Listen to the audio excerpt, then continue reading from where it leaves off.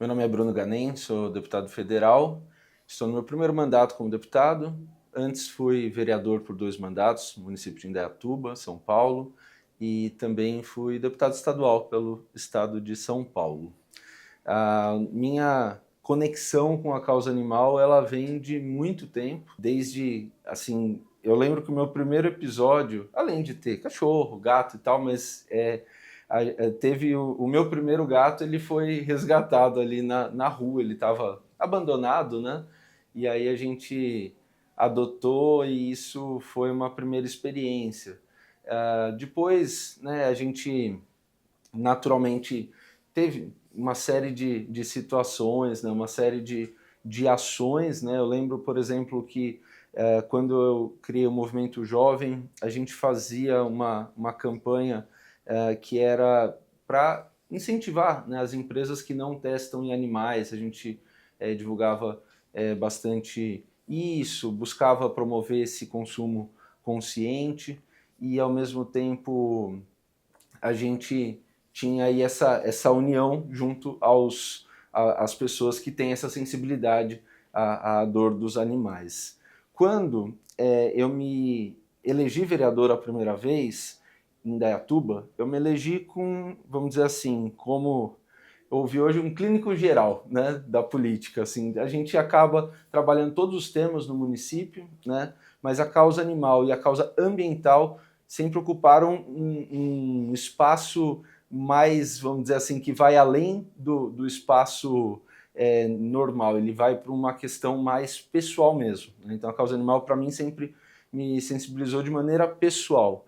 E ao longo do tempo, claro que eu, observando até os projetos de lei que eu apresentava tudo, tinha um volume bastante grande relacionado à causa animal, e isso foi gerando, quando você provoca, né, quando você coloca para a sociedade uma determinada ação, vem uma reação, e a partir disso isso foi gerando uma onda cada vez mais forte. Eu passei a legislar cada vez mais em relação à causa animal, criamos grupos temáticos relacionados à causa animal, sempre com foco em desenvolver políticas públicas.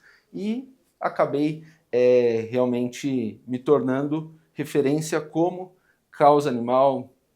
Evidente que a gente tem outras demandas do mandato, outras causas, né, especialmente em relação à saúde mental, à infância, né, mas a gente pode juntar tudo isso na defesa da vida, né, que no fim das contas tudo está dentro disso. E a gente tem dentro desse contexto a causa animal um lugarzinho muito especial no meu coração. Olha, o ativismo na política, ele é extremamente importante e extremamente transformador. Eu falo que é o ativismo que gera, muitas vezes, a mudança da opinião pública. E a opinião pública é o espelho das decisões das pessoas que estão, né, nos legislativos, no executivo e tudo mais. Eu vou dar até um exemplo de uma forma de ativismo, tem tantas, né, que eu sempre fiz e, se Deus quiser, sempre farei: abaixo-assinado. Eu já fiz diversos abaixo-assinados dentro da causa animal e dentro de outras causas também. E esses abaixo-assinados, eu percebo, no meu município, em Indaiatuba, isso era muito claro, né, da gente começar um abaixo-assinado sobre, às vezes, um tema que as pessoas até não têm, a população, às vezes, uma familiaridade com aquela questão, não pararam para pensar no assunto. Isso provoca a reflexão, isso provoca toda uma discussão em torno do tema e, automaticamente, se aquele tema for relevante, óbvio, né, até porque se não for, o abaixo-assinado não vai para frente, nada não vai seguir, né? Mas sendo realmente algo que tem uma identificação aí, tem uma lógica, tem um sentido, automaticamente as pessoas vão discutindo, aquilo vai ganhando um protagonismo na agenda política da cidade e acontece. Isso é impressionante. E claro que a gente tem, como eu disse, várias formas de ativismo, mas assim, eu tenho a questão dos abaixo-assinados como uma ferramenta muito objetiva para promover uma discussão objetiva sobre um assunto objetivo bem específico, e isso gera uma transformação assim muito grande e eu espero ainda conseguir muitas conquistas através de abaixo-assinados e, claro, através do mandato, de tudo, né? Mas, em primeiro lugar, o que faz as coisas acontecerem é a opinião das pessoas. Se a gente convencer a população, por exemplo, de que a gente precisa de leis mais rígidas, de acabar com a impunidade contra a violência aos animais, se a gente convencer a maioria das pessoas, isso efetivamente vai acontecer. Então, tudo passa pela opinião da população e é aí que a gente tem que trabalhar.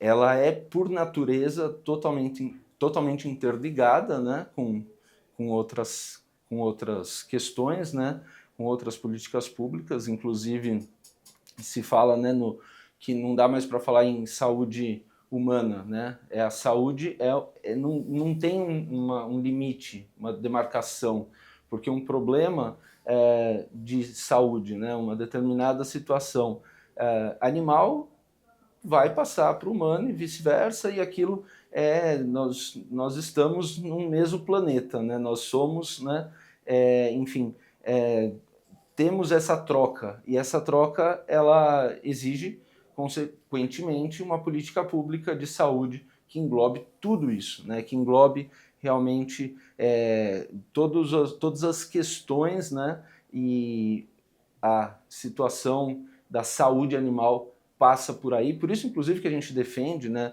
hospitais veterinários, clínicas veterinárias públicas, né, e que vão atender animais e que vão ajudar a saúde dos animais e também dos humanos indiretamente, né, e tudo isso é extremamente importante para que a gente possa aí, ter essas políticas públicas fortalecidas. E, claro, a causa animal, o grande desafio é exatamente implementar essas políticas públicas. Eu falo o seguinte, que se acontecer um crime aqui, em algum lugar, né, você chama a polícia vai lá, prende a pessoa em flagrante e tal, enfim, é assim que acontece, essa é a prática comum, né? Uma agressão, um homicídio, uma lesão corporal, né? Agora, a causa animal, ela carece tanto, né, dessas políticas públicas estruturadas, né, que a gente tem ativistas, a gente tem pessoas que vão, né, se expõem, né? Eu já fiz isso inúmeras vezes, espero que chegue um dia que eu, como deputado, e as pessoas da causa animal, de uma forma geral, não tenham que fazer isso, né? Que você vai até um determinado local, você faz um enfrentamento para poder resgatar um cão, com as dificuldades que a gente sabe que são inerentes aí para poder colocar aí o cão numa... Estou falando do cão, mas animais, né, de uma forma geral, mas aqui é muito comum nos cães, né? O cuidado veterinário, colocar para adoção, tudo isso, né, é uma cadeia e isso é feito hoje por pessoas que vão lá, dão a cara, se colocam em risco, né, sérios riscos de vida e também riscos jurídicos, porque qual é o limite, né, o que pode ser feito, o que não pode ser feito, e isso demonstra claramente que as políticas públicas precisam estar melhor estruturadas, para que se você tem uma situação de maus tratos, você simplesmente aciona o poder público consegue fazer todas as etapas, desde o resgate, a questão, vamos dizer assim, policial, né, referente ao criminoso, e que esse animal receba o cuidado médico veterinário, que esse animal tenha aí um encaminhamento em relação à adoção e tudo mais.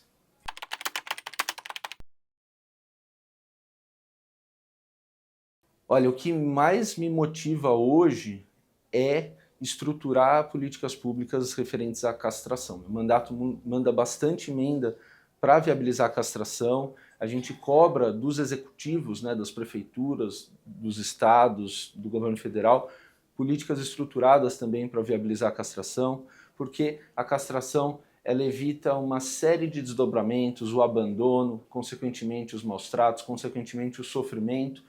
E a gente tem bons exemplos, né, de países que conseguiram ir a fundo, né? E hoje não tem mais animais nas ruas, né?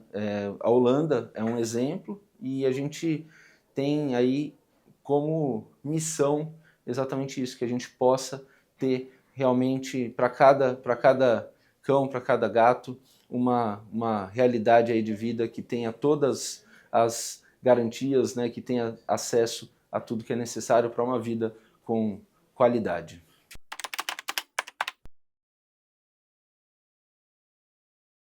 O meu mandato como deputado federal, ele busca fazer exatamente essa transformação. A gente está sempre buscando um contato direto com a população, especificamente a população que tem interesse na causa animal. Claro que, como eu já disse, também em relação a outras causas, né, saúde mental, a defesa da criança e do adolescente, e a gente está a todo momento dialogando, né, através das redes sociais, e não só através das redes sociais, e a gente busca sempre identificar problemas para poder apresentar soluções. A gente sabe que por trás de um problema, normalmente a gente consegue desdobrar uma série de ações que são necessárias e a gente tem todo um trabalho de equipe para que isso possa acontecer. Tanto equipe em termos de assessoria, que é uma equipe que a gente busca formar de maneira muito técnica, de uma maneira extremamente séria, né? E ao mesmo tempo a gente também tem uma equipe legislativa, né, de mandatos, né? O nosso grupo ele tem crescido, né? A gente se identifica no fim das contas é com o meu sobrenome, né? Ganem, mas temos vários Ganens, né?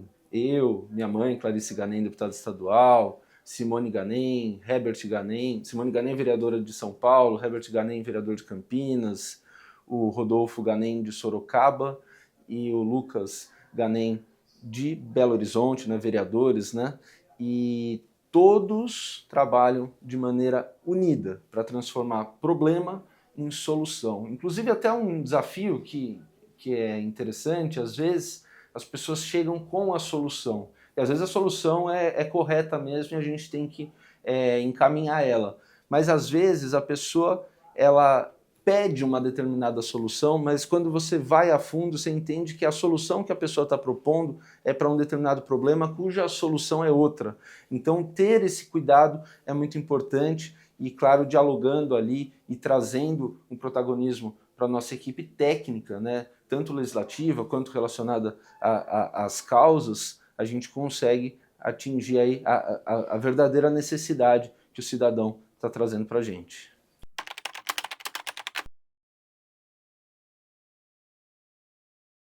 Sim, a gente tem uma dinâmica que aqui passa por um aspecto temático e também formal, né? Então, se a gente tem um projeto de lei, ele tem que seguir uma série de formalidades do ponto de vista até legal, né? Como que se escreve um projeto de lei, o que pode ter, o que não pode ter, o que tem que ter, né? Como fazer um projeto de lei, não deixar brecha, né? Ser efetivo. Tudo isso é uma abordagem. A outra abordagem temática que é justamente o que eu comentei de entender o que está acontecendo naquele problema, naquela solução e como resolver isso através de um projeto de lei, por exemplo.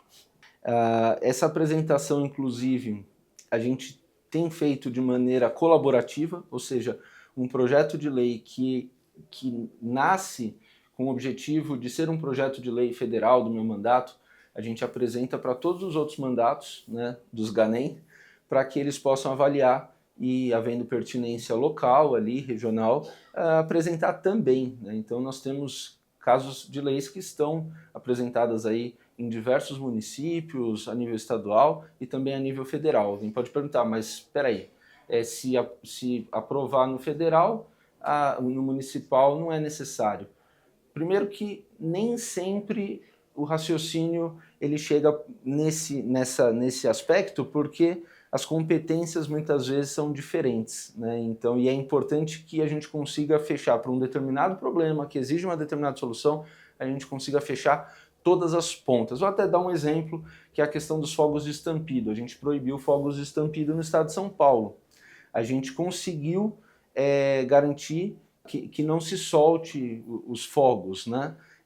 Que seja proibido a queima, né? A gente tem conseguido bastante êxito em evitar que a queima aconteça, por exemplo, em eventos, né? Coisas que passam pelo Corpo de Bombeiros. Isso realmente é muito fácil da gente garantir o cumprimento da lei. Ao mesmo tempo, quando a gente fala da comercialização, a gente acaba indo para uma direção que é mais municipal, né? E, inclusive, a nossa lei ela trata disso, mas, ao mesmo tempo, a gente sabe que dá um campo para uma discussão jurídica, por exemplo, e essa discussão é contínua, né? E muita gente acaba, né, buscando sair por aí, mas, por outro lado, a gente tem estimulado, muitos municípios estão proibindo a comercialização. E aí, quando a gente fala de fabricação, que muitas vezes envolve até transporte de um estado para o outro, matéria-prima e tudo mais, é uma discussão muito ligada à nossa realidade federal, né? Então, toda essa união de esforços.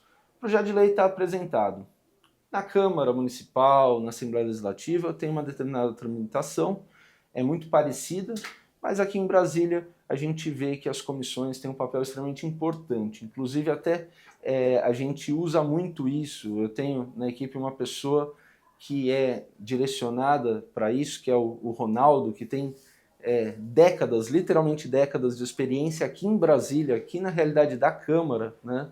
Inclusive já foi do Executivo também, né?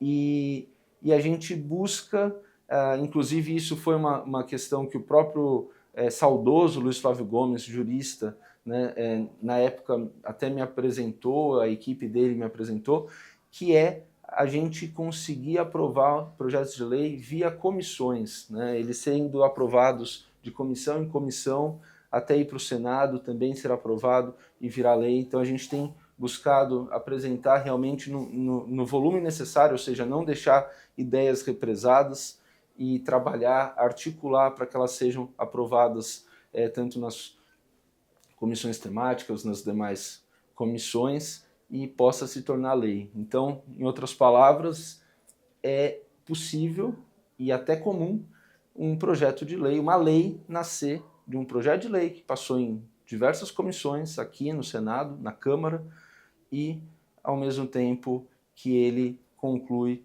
sem passar pelo plenário, né, que acaba sendo um funil enorme, que limita, né, o plenário ele limita volume, né, então a gente não pode aprovar dezenas de projetos, talvez um deputado, via plenário, mas via comissões, fazendo a articulação adequada, isso é plenamente possível.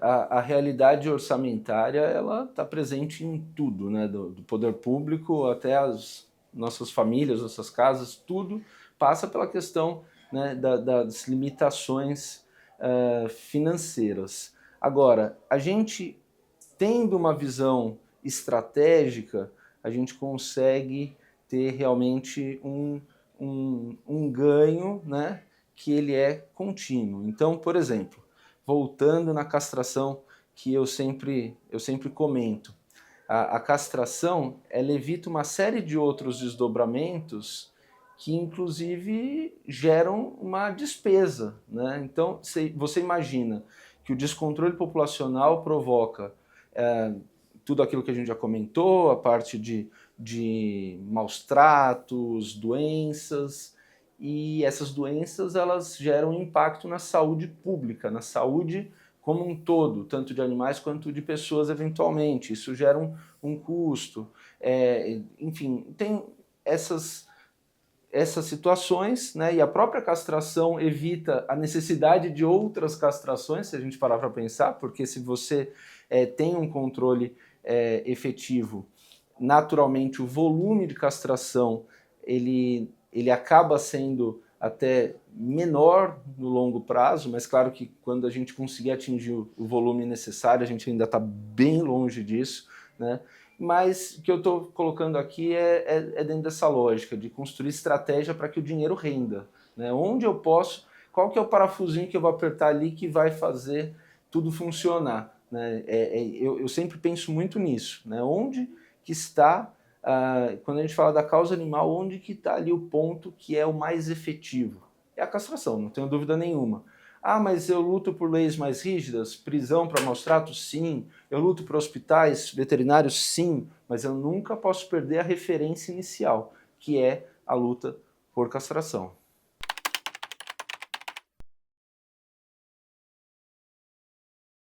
Vamos lá. Emenda, a gente trata quando a gente necessita de um determinado investimento financeiro. Então, por exemplo, a própria castração, né? A gente consegue viabilizar enviando recursos, né? Tanto para o terceiro setor quanto para prefeituras, né? Para que executem a castração. Isso exige recurso financeiro, automaticamente a emenda é utilizada, né? A emenda, no fim das contas, é um recurso financeiro para executar coisas, e a gente também nisso precisa acertar, né? Ou seja, focar naquilo que dá o melhor resultado em termos de políticas públicas. Projeto de lei é quando você para algo que você quer normatizar, né? É uma regra que você quer colocar para a sociedade e que, obviamente, para virar lei, ela precisa ter o respaldo da opinião pública, né? E isso é muito democrático, isso é muito importante, e, em geral, é o que acontece, é o que deveria acontecer em 100% dos casos, mas eu diria que em 99% acontece, que é quando a gente tem aí uma regra nova. Um exemplo, se a gente cria a prisão por maus tratos em regime fechado, leis mais rígidas, penalidade maior para quem comete maus tratos. A partir do momento que a sociedade está convencida disso como um todo, a gente consegue implementar essa regra, essa norma que vai atingir toda a sociedade. A fiscalização, ela está muito ligada a situações que a gente tem aí de contato com a população, denúncias que chegam, ao mesmo tempo situações do dia a dia de controle, né? A gente pensa sempre na fiscalização, a primeira coisa que vem em mente é a fiscalização orçamentária, mas não necessariamente, né?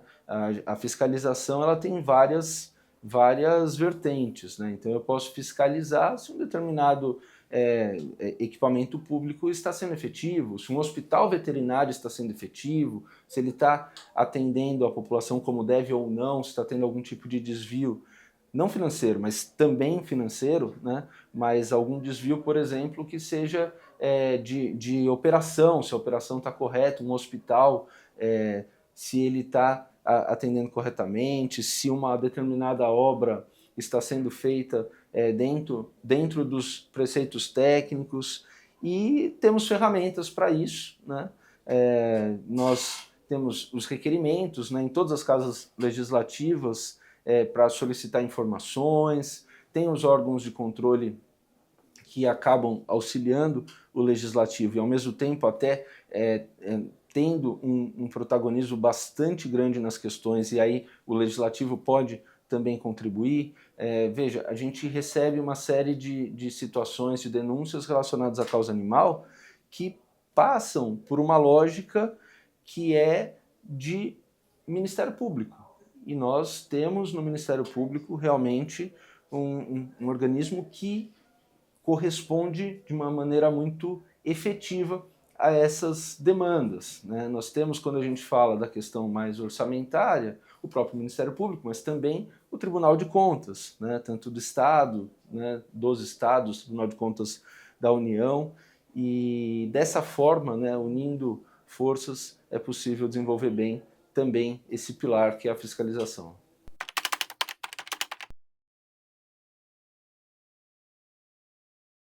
A minha principal estratégia, ela vai em relação aos projetos de lei, né, mas também em relação a emendas, ao próprio trabalho de fiscalização, tem uma importância muito grande o nosso contato digital.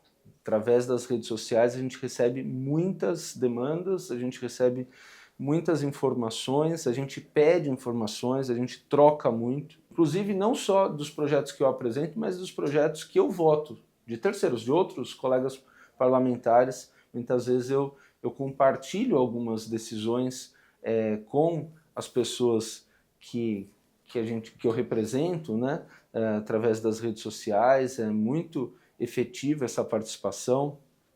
Ao mesmo tempo, a gente tem as demandas que chegam, né, de determinados municípios, também através das redes sociais, e essas demandas às vezes são atendidas através de emendas, e também a gente tem o abaixo-assinado, como eu já disse, como um grande instrumento, que eu diria que o abaixo-assinado é um instrumento de alinhamento de ideia, né?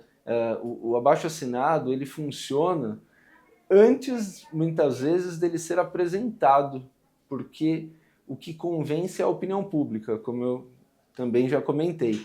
E a opinião pública ela vai se moldando naturalmente conforme você vai fomentando aquela discussão.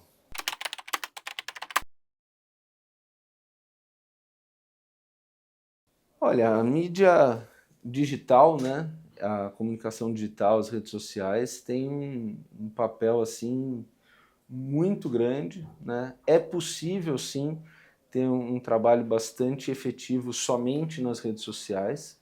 Agora, a leitura que a gente tem que fazer é que todo tipo de possibilidade de uma mídia tradicional para tratar de um determinado tema é super bem-vindo, é super válido, né? Então, e isso a gente costuma ter como visão.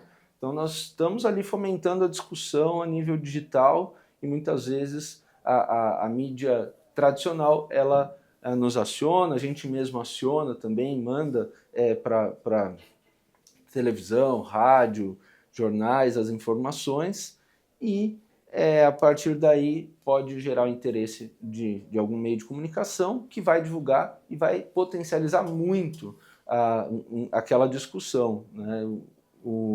O papel ele é muito forte. Realmente, quando a gente tem aí uma participação da mídia tradicional numa determinada discussão, ela que vem numa crescente digital ali contínua, né, até podendo ser exponencial, mas contínua, ela dá um salto, né? E esse salto ele é importante, ele não é muitas vezes previsível, você não sabe se vai gerar o interesse ou não aquela pauta, mas é evidente que ajuda demais nessas discussões perante a sociedade.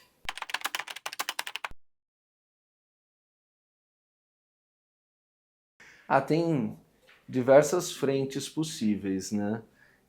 A gente tem hoje um volume de ONGs, né, de proteção animal, extremamente sérias, extremamente comprometidas, que realmente merecem todo o nosso suporte, toda a nossa consideração enquanto sociedade, enquanto parlamentar também, né?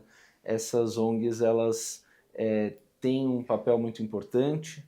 A gente sempre fala que é uma questão assim que parece simples, mas tem um propósito que eu vou falar.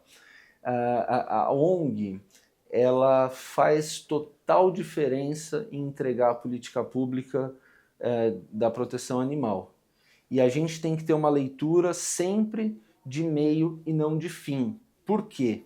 Porque se você olhar a ONG como fim, você caiu na política, daquela política que a gente não concorda, que a gente não quer, que é de simplesmente querer amarrar, né, pessoas, amarrar instituições ali com objetivo eleitoral. Quando você tem uma visão mais ampla, você não olha dessa forma, você vê o fim, né? O fim da cadeia, que é entregar a política pública, que pode ser feito inclusive através de prefeituras, que são outros grandes parceiros e entregar isso lá na ponta. A gente tem basicamente assim no nosso dia a dia as prefeituras e as ONGs como grandes parceiras para poder instituir isso, e não posso deixar de citar também o nosso contínuo diálogo, né, também relacionado à polícia, né, porque quando a gente tem resgates e tudo mais, a gente precisa ter um entendimento bastante claro aí para que a gente possa fazer as coisas da maneira adequada e garantir que a impunidade não aconteça. Desafio é ter uma política pública completa, que ela fecha o ciclo, né, e tenha aí todas as partes atendidas, né, que efetivamente o poder público ofereça todas as necessidades, né?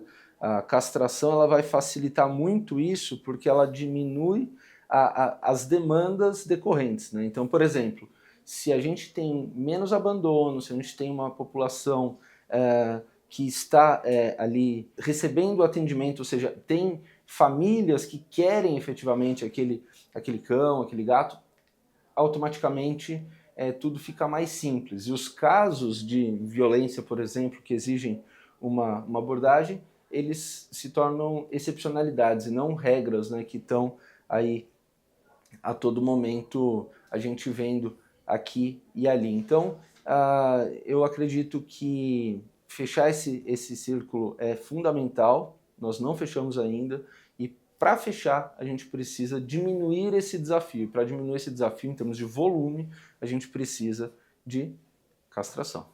Eu conheço muitos que se candidatam e se elegem pela causa animal, muitos têm verdade, alguns não têm verdade, muitos entregam no mandato ações efetivas pela causa animal e outros não entregam.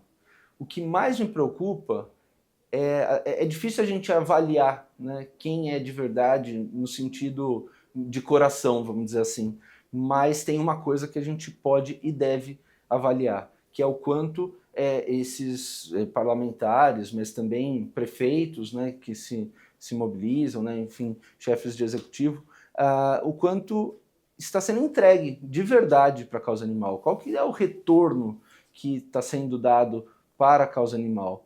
Esse retorno ele tem que ser muito positivo, né? Sendo positivo, a gente já fica muito feliz, né? A gente acompanha muito de perto isso, e eu sinto que os nossos eleitos da causa animal, em geral, é muito difícil aquele que não tem um esforço de projeto de lei, legislativo, de emendas e tudo mais relacionado, né, a essas políticas públicas que são necessárias na causa animal. Ou seja, no fim das contas, quanto mais eleitos a gente tiver, melhor. E que os eleitos, o que a gente espera, é claro, que eles coloquem o interesse da causa animal acima de tudo, e não uma coisa que a gente também já viu vez ou outra, né, graças a Deus isso é raro, de gente da causa animal atacando gente da causa animal. Não tem lógica isso, porque se o objetivo é o mesmo, se você realmente quer o melhor para a causa animal, você quer que os representantes da causa animal estejam fortes, estejam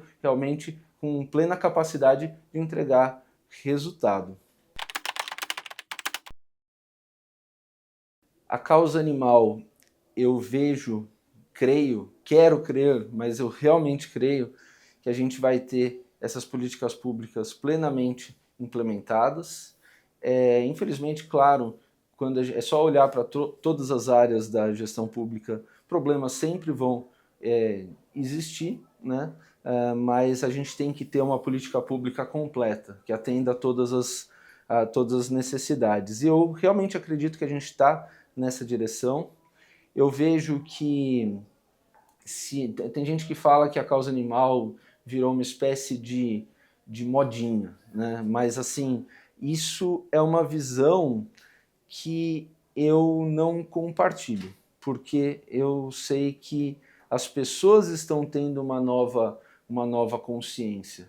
E elas vão deixar de se preocupar com isso quando isso deixar de ser preocupante, né? Se a gente não tiver mais esse volume de maus tratos, o abandono e tudo mais, talvez a sociedade se preocupe menos, mas não que ela se preocupa menos com os animais, é porque ela não tem a necessidade de se mobilizar em relação àquele tema. Talvez, sim, talvez o tema causa animal possa ter vamos dizer assim, um destaque um pouco menor quando a gente resolver os problemas da causa animal. E o nosso objetivo tem que ser exatamente esse, resolver os problemas e até a solução para que a gente possa realmente ter o devido respeito, né, que os animais merecem e a gente possa ter um mundo melhor. No fim das contas, é isso. É um mundo melhor que a gente quer, um mundo mais humano.